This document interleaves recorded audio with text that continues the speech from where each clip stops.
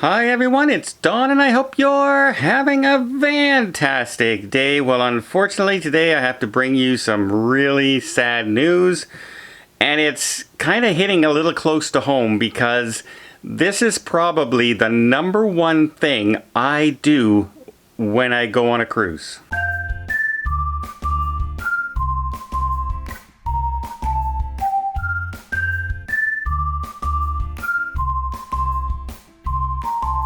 One of the things I love to do when I go on a cruise, say to the Caribbean or someplace warm, is head off and do a snorkeling cruise, excursion. I am a big snorkeler. I have my full face masks, and it's one of the things I love to do. Sometimes you see turtles, you see stingrays, you see all kinds of wildlife. And unfortunately, once in a while, that wildlife is not something you want to see. A 50-year-old plus woman, a mother, was out with her family from the Harmony of the Seas, and they were in Nassau when they decided to go on a shore excursion. Now, the shore excursion was not through the cruise line. It was an independent that they went with, and they went out snorkeling in Nassau, something that people do by the hundreds every week. And unfortunately, this woman was attacked by what appears to have been a bull shark. Bull sharks are notorious for being unpredictable and probably one of the more aggressive sharks out there. Now, she was with family and crew members on board and other passengers. When they noticed that she was being attacked, the family members rushed over, the crew members rushed over.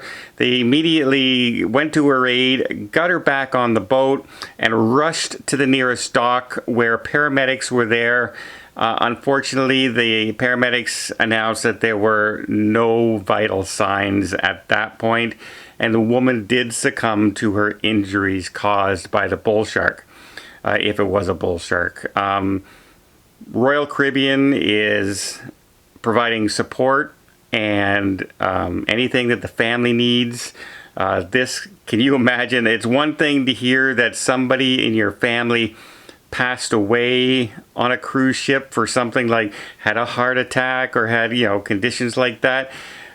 But to be there and actually be snorkeling with them and having a good time and on an excursion, this is a fun vacation, and this kind of thing happens. It's something you cannot imagine.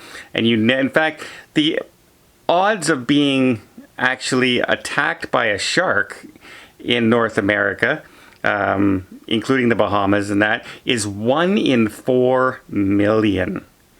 And actually passing away from a shark attack is 1 in 20 million.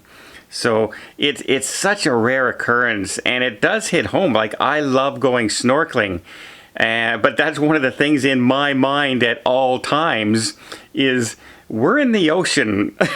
You never know what's in the ocean. But it's so rare, especially when you're in a group like that. When you're in a group like that, it normally keeps predator fish away from the area. In fact, the fish, sea turtles and that, they'll try and get away in the areas that you're not allowed to feed them. For instance, stingrays in areas where they feed them, they'll come to that area. But if there's loud splashing and lots of people in that, normally it keeps them away. Again, this is a tragedy. It's unfathomable to be a family member and having to watch this personally happen. And my condolences go out to this family. Like I said, it was on the Harmony of the Seas. My good friend Tony and Jenny are currently on the Harmony of the Seas as well.